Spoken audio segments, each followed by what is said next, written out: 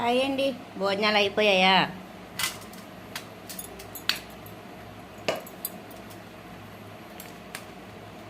భోజనం చేస్తున్నారా, చేసేసారా?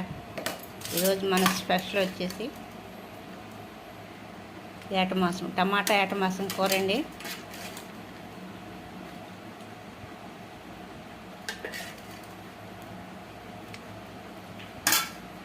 టమాటా ఏటమాసం కూర, పంపులో నీళ్ళు అండి మన స్పెషల్ అనమాట. పంపులో నీళ్ళు, పెరుగు. ఈ చెంబు చూసారండి, ఇది చెంబుడు పెరుగు. రోజు చెంబుడు పెరుగు తింటాను అనమాట.